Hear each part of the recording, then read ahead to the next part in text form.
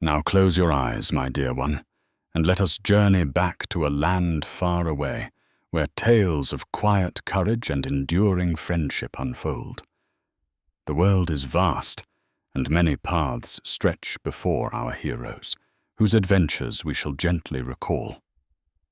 Our story begins in the shadowed lands of Emin Muil, where the brave hobbit, Frodo Baggins, and his steadfast companion, Samwise Gamgee, carefully made their way. They were alone now, carrying a heavy burden, the One Ring, a task given to them to save all that was good. Their journey was through jagged, rocky paths, under a sky often grey, and their hearts held both determination and a gentle weariness.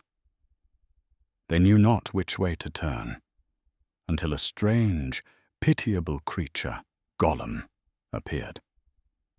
He had been following them, drawn by the ring he once called his own. Gollum was a creature torn, a shadow of what he once was, with a whispery voice and eyes that held a flicker of both malice and a memory of better days. After a quiet struggle, Frodo, with his soft heart, chose to bind Gollum with a gentle elven rope, asking him to guide them to Mordor, the land where the ring must be unmade. Gollum, promising to serve his master, agreed to lead, his path uncertain, his loyalty ever wavering. They journeyed onward, through the dark and foreboding dead marshes. It was a place of quiet horror, where pale, drowned faces seemed to float beneath the surface, ancient sorrows held forever in the water's embrace.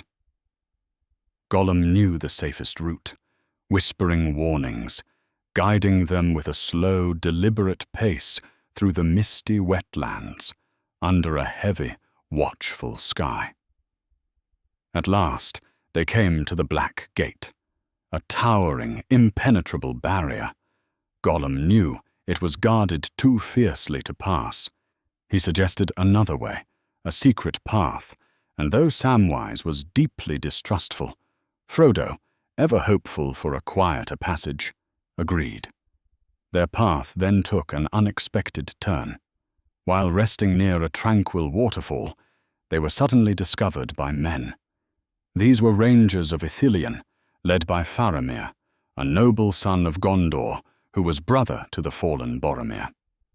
Faramir, with a calm authority, took them captive, curious about their purpose and the strange golden ring Frodo carried. They were brought to Henneth Annwn, a hidden cave stronghold behind a shimmering curtain of water. There, the beauty of the sanctuary offered a brief, fragile peace, yet Faramir's gaze lingered on the ring, the same temptation that had ensnared his brother. During their stay, a terrifying moment unfolded as a dark, winged Nazgul, a servant of the enemy, flew overhead, sensing the ring.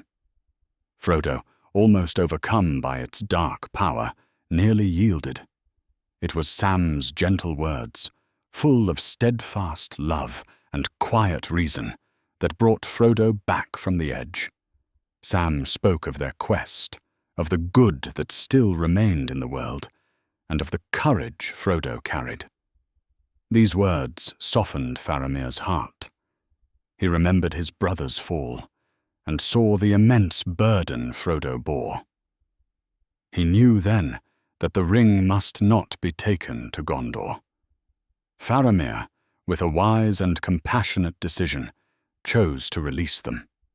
He sent them on their way, guiding them to continue their perilous journey, understanding the profound importance of their quest.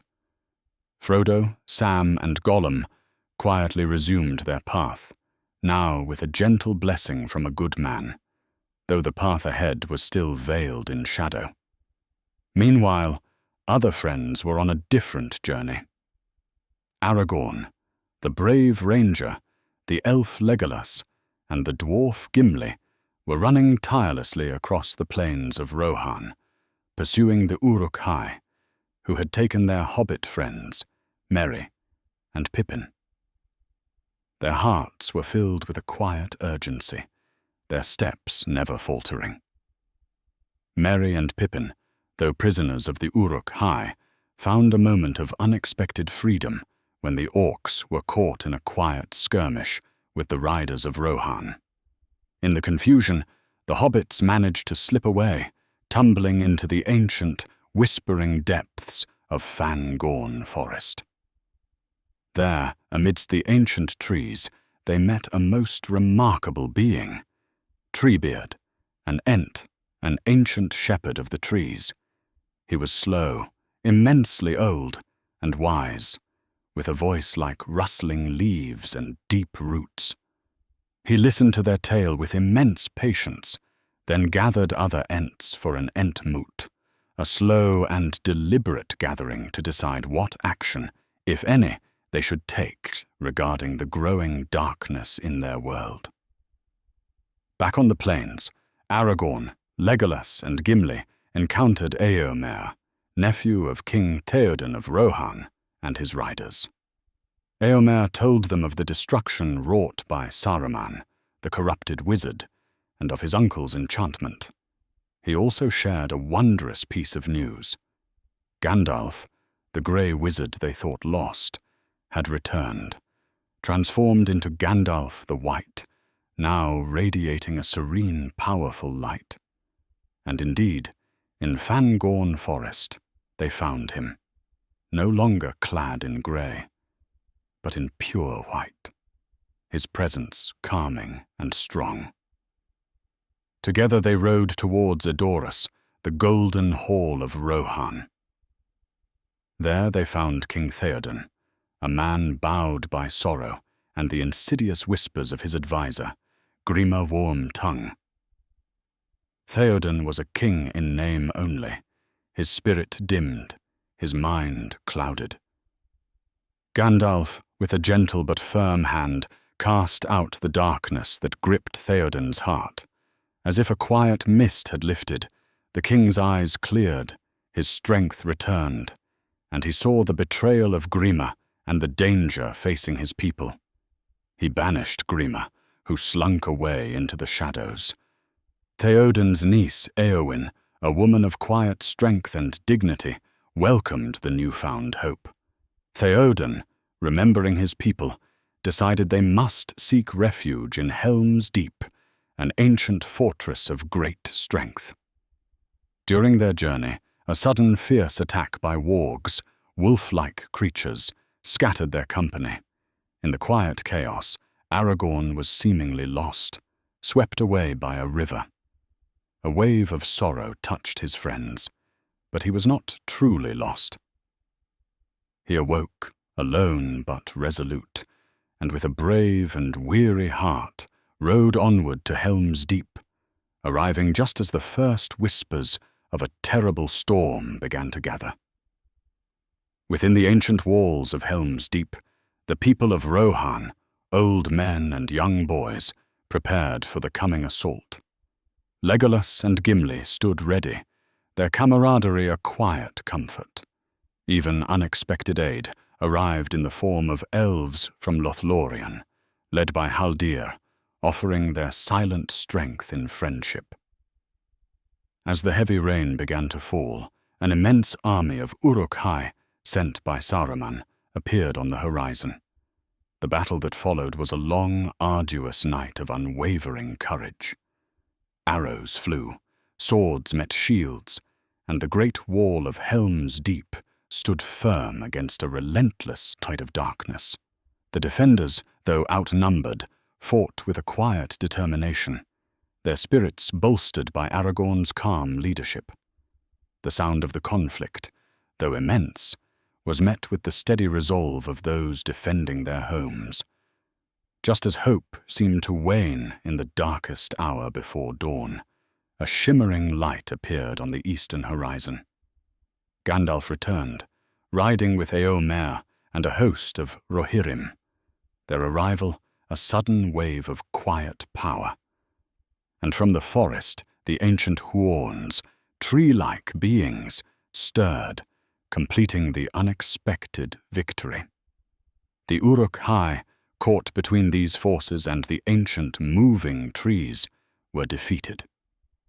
As the sun gently rose, casting golden light over the soaked valley, a sense of profound relief and quiet peace settled upon Helm's Deep.